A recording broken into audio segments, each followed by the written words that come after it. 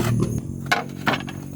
Magandang araw sa inyo mga kapugi. For today's video, sasama natin si Bianan magtanim at mag-ani ng pakwan dito sa taas ng bundok at kung ano ang kanyang mga diskarte para mapalago ito.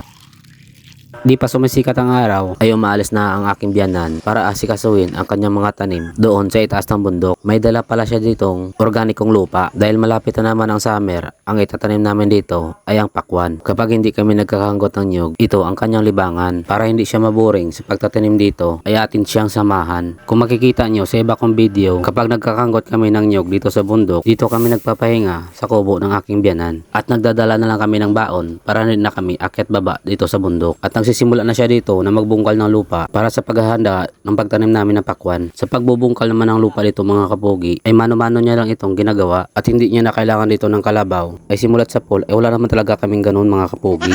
At tama lagay lang tayo dito ng abono. Ito ang tatanim namin guys. Condor Mellow Yellow F1 Hybrid Watermelon. At bago namin ito itatanim mga kapugi ay nilalagyan namin ang mga butas nito ng organikong lupa at may kasamang abonong 3-14 para dagdag ito sustansya sa lupa dahil ang lupa dito mga kapugi sobrang tigas pag ito ay nabibilad sa araw at sobrang lapot naman pag ito ay nababasa ng ulan. Bawat butas dito mga kapugi ay naglalagay lang dito si Bianan ng 4 na pirasong buto ng pakwan. Kung napapansin niyo mga kapugi ay may mga tansi pa dito nakatali dahil tinanaman dito dati ng ampalaya. Tapos nag-iipon dito si Bianan ng mga plastic bottle mga kapugi dahil malaking pakinabang ito sa kanyang mga tanim. Nilalagay niya ito sa tabi kung siya nagtatanim ng mga buto. Dito kasi siya naglalagay ng tubig sa tuwing siya ay nagdidilig mga kapugi. Ang purpose kasi nito para hindi kumalat ang tubig at didirekta ito sa ugat ng kanyang mga tanim at para makatipid si Bianan ng tubig na kanyang pandidilig. Naghahakot kasi si Bianan ng tubig mga kapugi doon pa sa ibaba ng bundok at kada akyat niya dito sa bundok ay nagdadala na siya ng 2 galon ng tubig at araw-araw niya pa itong ginagawa mga kapugi. Lalo pa at mainit na ang panahon ngayon dito dahil doon ay mabilis matuyo ang lupa. Pagkatapos namin magtanim mga kapogi ay kumuha na dito si Bianan ng buko. Wow. Pampalinaw sa ihi.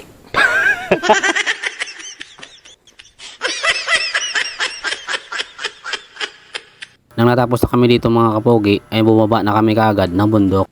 Mag-aani na kami ng pakwan dito mga kapugi. Siyempre magdadala kami ng tubig paakyat ng bundok. Unang ani pa lang ito ng tanim ni Bianan ng pakwan. At ngayon lang din ako ulit makaakyat doon sa tinataniman niya dahil sa busy rin tayo mga kapugi. Maaga kami pumunta doon na hindi pa sumisikat ang araw para kapag mag-aani kami ay hindi pa masyadong mainit. Kita niya naman mga kapugi yung sapa dito sa amin. Wala nang katubig-tubig dahil sa sobrang initan ng panahon. Tapos ay sumunod pala dito si Bianan kong babae at ang aking bayaw. Ganito lagi ang inaakyat ni Bianan habang may dala-dala siyang 2 galon na tubig. Nakasanayan na ito ni Bianan mga kapugi. Kapag wala kasi ito ginagawa sa bahay at naboboring ito, pumupunta ito sa kanyang taniman para magaliw-aliw at para ring pangdagdag ng kita sa pangaraw-araw nilang gastusin. Karamihan talaga sa mga nakatira malapit sa mga bulubunduking lugar ay malalakas at matitibay ang mga tuhod. Kagaya nitong aking Bianan, 65 years old na siya mga kapugi pero hindi pa ito nagmi-maintain ng gamot at ito yung mga galon na may lamang tubig na kanyang iniipon kapag umakyat siya dito sa bundok at bumungad niya sa amin ang mga bunga ng tanim niyang mga pakwan. Ang gaganda at ang lalaki pa nito mga kapugi. Tapos may tanim pa siya ditong pinya at maliliit pa ang bunga at maglalagay muna siya dito ng abonong urea. Pampadami din ito ng bunga mga kapugi at dito niya lang isinuksok ang abono sa plastic bottle na kanyang nilagay nung siya ay nagtatanim pa lang ng pakwan. Diba ang galing mga kapugi? Siguradong walang kaagaw ito sa sustansya kung may tumubo man sa tabi ng kanyang mga tanim. Siyempre pagkatapos niya lagyan ito ng abono ay didiligan niya ito kaagad para matunaw ang mga nilagay niya doon sa plastic bottle. Kung napapansin niyo mga kapugi ay hindi masyado kumakalat ang tubig kapag dito siya naglalagay sa kanyang ginawang improvise at kunti din ang kanyang nilalagay na tubig. Diba sobrang tipid sa pagdidilig. Tapos may mga tanim pa siya ditong pakwan pero mga maliliit pa at nagumpisa na siya dito na mag-harvest ng kanyang tanim na pakwan. Unang ani pa lang ito mga kapugi kaya ang pinipitas niya lang dito ay yung mga unang bunga at siya lang muna ang palakad-lakad dito sa kanyang tanim na pakwan para hindi maapakan ang mga tangkay na may mga bagong bunga. Ang iba kasi dito mga kapugi ay nagsisimula pa lang lumaki at ang iba naman ay papahinog pa lang kaya ito yung iniingat-ingatan ni Bianan na hindi matatapakan kahit saan namang taniman mga kapugi. Ito rin yung kanilang ginagawa kapag nag-harvest sila ng unang ani pa lang. Veterano na rin ito si Bianan sa pagkuha ng bunga kung hinog na ito o hindi pa dahil kada taon ito nagtatanim ng pakwan mga kapugi. May time din minsan na minamalas din siya dito sa pagtatanim kaya ang puhunan dito ay sipag at tiyaga lang mga kapugi at nagbiyak kami dito ng isa. Medyo alanganin pa ito mga kapugi dahil makapal pa ang balat nito. Kinuha lang ito ni Bianan dahil may sira na ito sa ilalim at tamang kain lang dito ang Bianan kong babae babae, pati na rin itong aking bayaw. Siyempre, hindi rin tayo papahuli. Kapagod kaya umakyat ang bundok mga kapogi at matagal na rin ako hindi nakakain ito. Kaya minsan nakakalimutan ko na kung ano ang lasa ng pakwan at isinali na dito ang tubig sa isang galon para ang lahat ng mga walang laman ay ibibit-bitin na paibaba at hindi pa nakontento ay nagiwa pa kami dito ng isa.